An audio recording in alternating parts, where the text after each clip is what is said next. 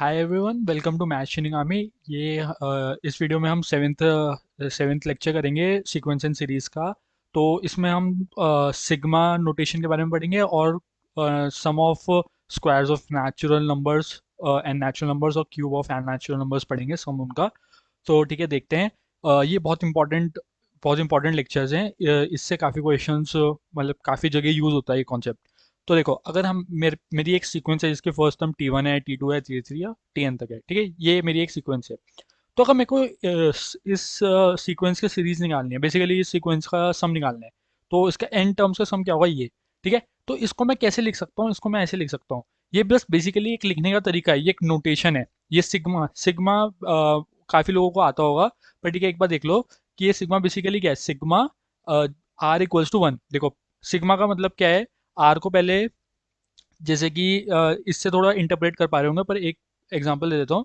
जैसे मैंने लिखा sigma r equals to one से लेकर एन आर। ठीक है, तो मैं क्या करूँगा, आर को पहले वन डालूंगा, फिर ऐड करूंगा, फिर आर को मैं टू डालूंगा, ऐड करूंगा, थ्री डालूंगा, ऐड करते करते एन तक लेके जाऊंगा मैं। ठीक है। ठीक है, तो ये है सिग्मा का मतलब। ठीक है, अगर कोई एक एपी है, तो एक एपी की मेरे को आर्थ टर्म पता है, ये होती है। ये मेरे को आर्थ टर्म पता है, तो उसका जो सम ऑफ द एन टर्म्स होते हैं उसको हम ऐसे लिख सकते हैं। ठीक है, ऐसी एक जीपी की आर टर्म ये होती है, जिसका कॉमन रेशियो कैपिटल आर है। तो उसका हम सम ऐसे लिख सकते हैं, क्योंकि सिग्मा वन से लेकर टी आर टर्म मैंने निकाल ली। आर एक वेरिएबल है, और आर मेरा वन से लेकर एन तक जाएगा। अब मैं इसको, ये बेसिकली ये मेरा किसके इक्वल होगा, ये मेरा इसके इक्वल ही होगा ना। आर को पहले मैंने वन डाला तो ए आया, फिर मैंने आर को टू डाला तो ये आया, फिर मैंने आर को थ्री डाला, ए आर स्क्वायर आया, ऐसे करके a r n minus one तक आया। सॉरी, ये कैपिटल आ रहेगा। ठीक है। ठीक है, तो ये बस था सिग्मा का। अब इसकी कुछ प्रॉपर्टीज देख लो, बहुत इजी प्रॉपर्टी है, इंट्यूटिव प्रॉपर्टी है।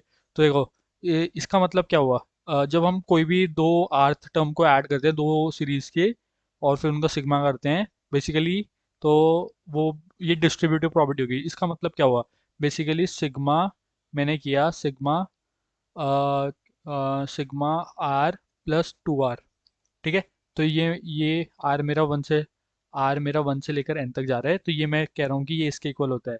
आर मेरा वन से एन तक जाएगा, r plus sigma r equals to one से एन तक जाएगा plus two r into two r. ठीक है। ठीक है, ये कैसे हुआ, देखो। मैं मैं इसको कैसे लिखूंगा, ये मेरा बनेगा, पहले मैंने आर को वन डाला, वन प्लस टू, फिर plus two plus four, plus three plus six. ठीक है, ऐसे चलता रहेगा एन टर्म्स तक। अब मैंने वन टू ये साथ में ले लिया, तो उसको मैंने कैसे लिख दिया, one plus two plus three plus four, ये, और मैंने इनको साथ में ले लिए। तो ये two plus four plus six, तो ये क्या हो गया, sigma n r equals to one से लेकर n r plus sigma r equals to one से लेकर एन टू आर। ठीक है, ये डिस्ट्रीब्यूटिव प्रॉपर्टी है। ऐसे हम इसमें ये भी देखेंगे।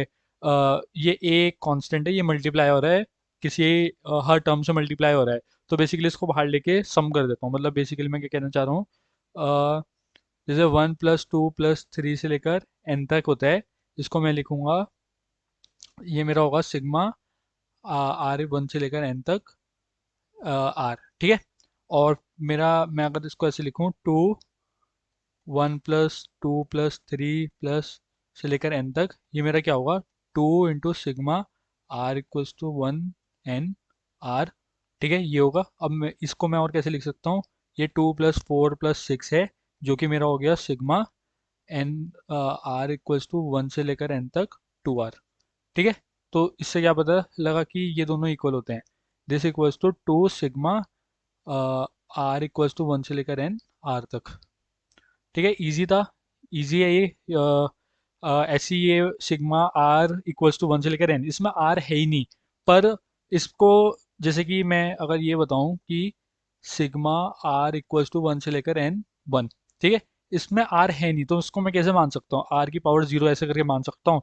अब मैं आर को वन से लेकर एन तक डालूंगा तो वन आएगा, वो फिर से वन आएगा, वो फिर से वन आएगा, ये एन टाइम्स वन ही आएगा, एन टाइम्स वन ही आएगा।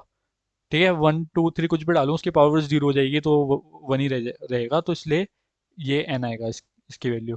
ठीक है, अब मैं कोई भी दो दो टर्म कोई भी दो टर्म्स को मल्टीप्लाई करता हूँ, उनका उनको सम करता हूँ, तो वो इक्वल नहीं होता इंडिविजुअल सीक्वेंस के इक्वल। जैसे कि मैं कहना क्या चाह रहा हूँ कि मैंने दो सीक्वेंस ली, 3 4, ठीक है, और एक सीक्वेंस ली 2 4 6 इवन नंबर की, ठीक है। तो इनका मैं मल्टीप्लाई करूँगा, क्या आएगा, 1 × 2 प्लस, और उनका सम करूँगा तो 2 × 4 प्लस 4 × 6, ठीक है, ये आएगा। पर ये इसके इक्वल नहीं होगा, 1 + 2 + 3 + 4 और डॉट डॉट डॉट, और ये 2 + 4 + 6 + 8 डॉट डॉट डॉट, ये दोनों इक्वल नहीं होंगे। ये इक्वल नहीं होंगे, दिख ही रहा है, ये इक्वल कभी नहीं होंगे। दिख ही रहा है कि ये कभी इक्वल नहीं होंगे, क्योंकि 1 मल्टीप्लाई होगा यहाँ पे 2 से भी, 4 से भी, 6 से भी, तो सबसे मल्टीप्लाई होगा, सिर्फ इसमें 2 से मल्टीप्लाई हो रहा है। तो इस वाली प्रॉपर्टी का मतलब यही है। इस वाली प्रॉपर्टी का मतलब यही है कि यहाँ पे इंडिविजुअल टर्म को मल्टीप्लाई करके सम कर रहे हैं, और यहाँ पे पहले सम कर रहे हैं फिर मल्टीप्लाई कर रहे हैं, ठीक है। और ऐसी डिवीजन में भी यही होगा, मल्टीप्लाई और डिवीजन में ही होगा, ठीक है।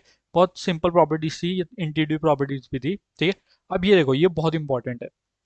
इसको इसके एल्गोरिदम भी समझना, और इसका फॉर्मूला तो याद रखना ही है।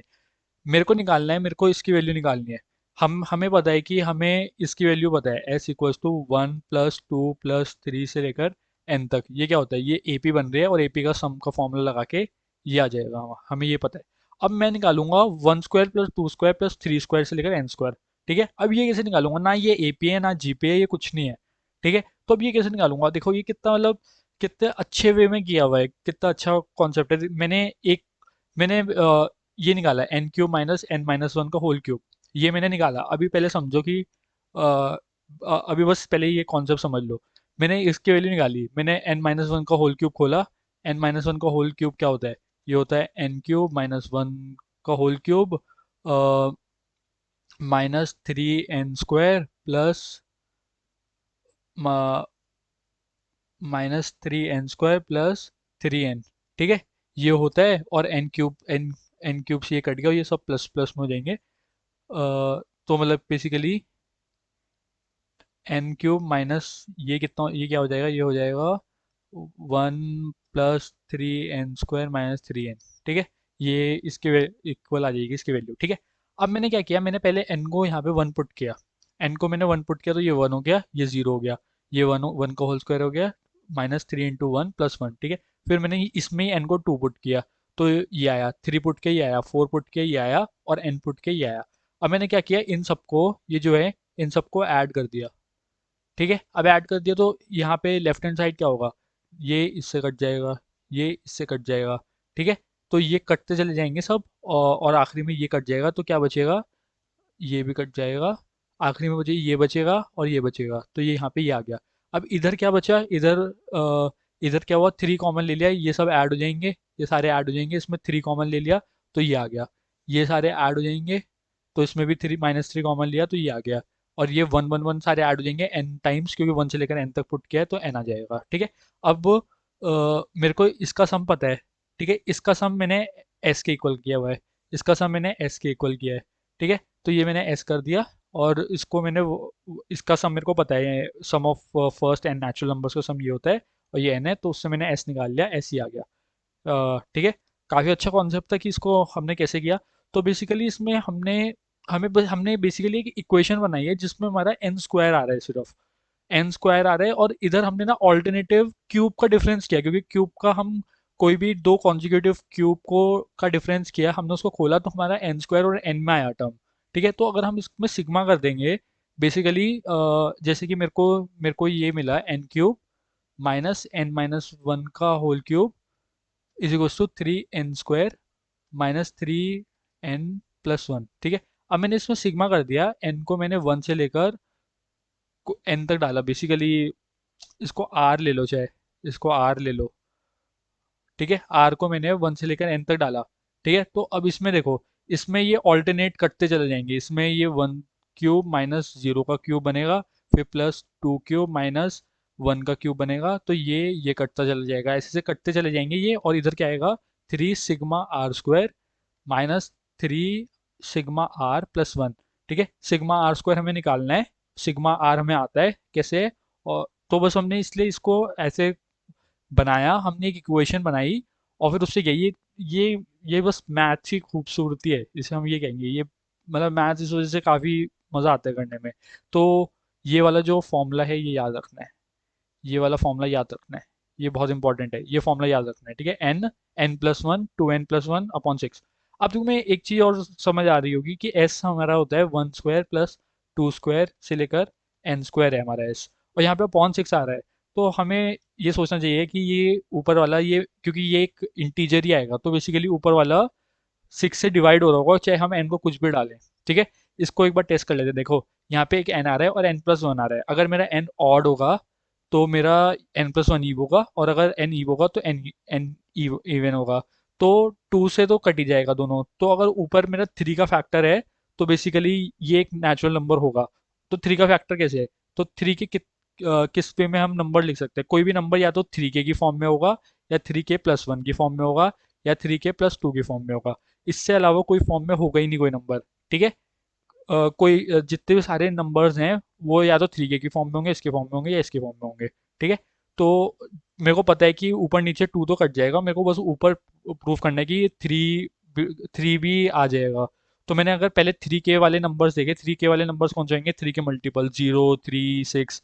तो ये जब मैंने डाला तो एन थ्री क्या आएगा? तो थ्री से थ्री भी कट जाएगा, और टू तो कट ही जाएगा, क्योंकि इन दोनों में से कहीं ना कहीं टू आ जाएगा, तो इस वजह से ये इंटीजर आ जाएगा। मैंने थ्री के प्लस वन डाला, तो मेरा क्या बनेगा? थ्री के प्लस वन, और ये बनेगा थ्री के प्लस टू, और फिर ये क्या बनेगा? ये बनेगा मेरा सिक्स के प्लस थ्री, ठीक है। तो यहाँ से थ्री कॉमन आ जाएगा, तो यहाँ से थ्री कॉमन आ जाएगा और थ्री से भी कट जाएगा। फिर मैंने थ्री के प्लस टू डाला, तो क्या आया? थ्री के प्लस टू, थ्री के प्लस थ्री, और यहाँ से थ्री कॉमन आके थ्री से भी कट जाएगा, तो ये हमेशा नेचुरल नंबर आएगा। ये हमेशा नेचुरल नंबर होगा, ये नेचुरल नंबर होगा, ठीक है। बस ये थोड़ा एक्स्ट्रा था, मैंने ऐसे ही बता दिया। अब हम क्यूब निकालेंगे, ठीक है। क्यूब का भी सेम मेथड होगा। अब हम one cube plus two cube plus three cube से लेकर एन क्यूब तक निकालेंगे, इसका भी बिल्कुल सेम मेथड होगा। हमने देखो स्क्वायर के लिए क्या किया था? हमने कॉन्जिक्यूटिव टर्म का क्यूब लेके डिफरेंस किया था। अब इसमें हम कॉन्जिक्यूटिव टर्म का की पावर फोर लेके डिफरेंस करेंगे। हमने स्क्वायर के लिए क्यूब किया था, तो क्यूब के लिए हम पावर फोर करेंगे, ठीक है। तो हमने एन की power four minus n minus one की पावर फोर करके हमने इसको सॉल्व किया। इसको कैसे सॉल्व किया? एन माइनस वन की पावर फोर को हमने क्या किया? N square minus two n plus one का होल स्क्वायर करके इसको सॉल्व करके हमारा ये आ गया, ठीक है। अब हमें ऐसे ही करेंगे, हम पहले वन डालेंगे, वन डाला, ठीक है, ये आया, टू डाला, ठीक है, क्योंकि यहाँ पे एन क्यूब आ रहा है, तो वन टू थ्री फोर हम सब डालेंगे एन तक और ऐड कर देंगे। तो ऐड कर देंगे तो ये कट जाएगा, ये कट जाएगा, ये कट कट के ये कट जाएगा, तो ये और ये बचेगा, ठीक है। तो हमारा इधर तो ये आ गया, इधर हमारा ये बचा। बिल्कुल सेम कॉन्सेप्ट है जो हमने अभी क्यूब के लिए, स्क्वायर के लिए किया था। क्यूब का भी बिल्कुल सेम कॉन्सेप्ट है। तो हमें इसकी वैल्यू पता है, हमने इसकी वैल्यू पहले निकाली है। ये सम ऑफ द स्क्वायर्स की वैल्यू ये है, ये याद करनी है, ठीक है। तो सम ऑफ द स्क्वायर्स हमने पहले निकाला, उसकी वैल्यू ये आई। और हमने sum of the n natural numbers भी पता है, तो हमने इसको करके सॉल्व करके बस एस निकाल लिया। ये हमारा एस है इस केस में, उसको सॉल्व करके ये आ गया। अब देखो ये क्या है? ये बेसिकली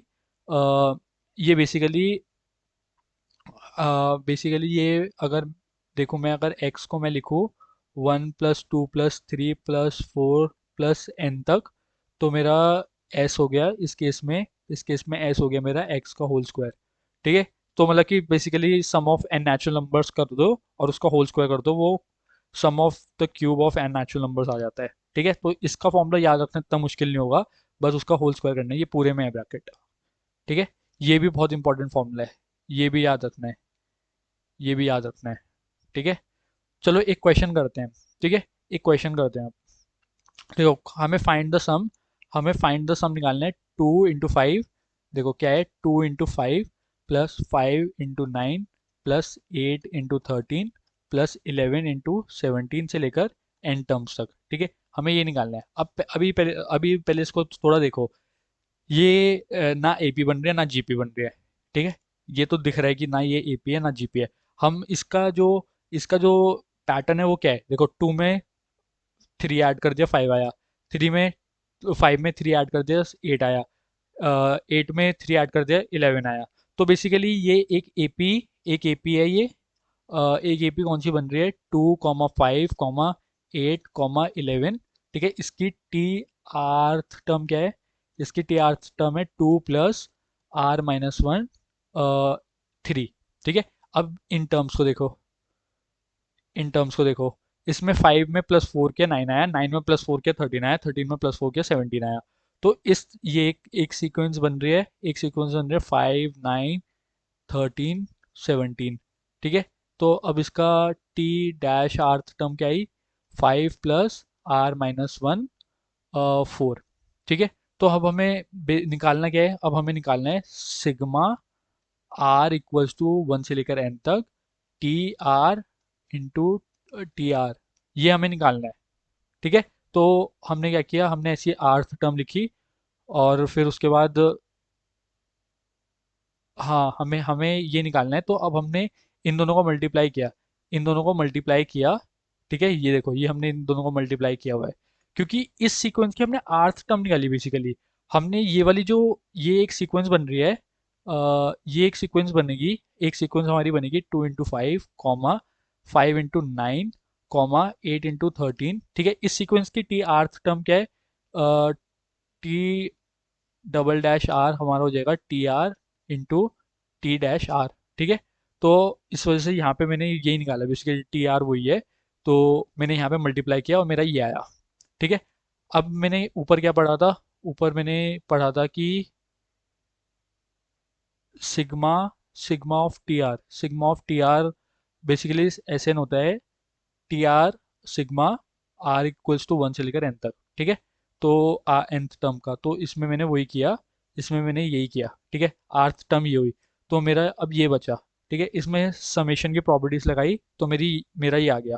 ठीक है, तो अब ये बेसिकली क्या है, ये sum of n natural numbers है, square of n natural numbers, और ये sum of n n natural numbers है, और ये वन सम होते होते एन तक है। तो इसको मैंने इसका ये मेरा इसके इक्वल आता है, ये मेरा इसके इक्वल होता है, और ये एन एज इट इज़ 1 को n बार सम किया, तो इसको बस सॉल्व करके ये आ गया। तो देखा, इसमें हमें क्या करना है बेसिकली, अगर हमें कोई भी सीक्वेंस दी है ना, हमें उसकी टी आर्थ टर्म निकालनी है। टी आर्थ टर्म मेरी कुछ भी ऐसे फॉर्म में आ सकती है, r³ + b r² plus CR + D, इस फॉर्म में आ सकते हैं मेरी टी आर्थ टर्म। अब मैं सिग्मा करूंगा r = 1 से लेकर n तक, और इधर भी सिग्मा करूंगा r = 1 से लेकर n तक। तो ये मेरे किसके इक्वल आ जाएगा, a n n+1/2 का whole square plus b n n+1 × 2n+1 का upon 6 plus c n n+1/2 plus dn। ठीक है, तो कुछ कुछ सीरीज में जिसमें एपीजीपी नहीं बनती है, और कुछ भी एजीपी भी नहीं बनती है, कुछ भी नहीं बनता है, तो उस केस में हम आर्थ टर्म निकाल लेते हैं, और आर्थ टर्म हमारी ये है। देखो, मैं आर को, ये फर्स्ट टर्म क्या है 10, आर को मैंने 1 पुट किया, 12 -1 - 1 10, तो ये फर्स्ट टर्म 10 आ गई। ठीक है, तो इस वजह से मैं आर्थ टर्म निकाल रहा हूँ बेसिकली, मैं आर्थ टर्म निकाल रहा हूँ आर की फॉर्म में, और फिर उसको बस सम कर दे रहा हूँ, जो मैंने ऊपर प्रॉपर्टीज पढ़ी हैं कि ये तो एपी बनेगी, और ये sum of the squares of natural numbers है। तो ठीक है, आई होप कि समझ आया होगा। कोई भी डाउट हो मेरे को कमेंट सेक्शन में पूछ सकते हो, या फिर फॉर्म डिस्क्रिप्शन में एक फॉर्म लिंक है, वो उस पे कोई भी क्वेश्चन अपलोड कर सकते हो, या कुछ भी पूछ सकते हो, या फिर टेलीग्राम ग्रुप को ज्वाइन कर सकते हो, उस पे कुछ भी डाउट हो वो सब पूछ सकते हो, and I will be happy to help you guys. तो अभी के लिए इतना ही, मिलते हैं अगली वीडियो में, बाय।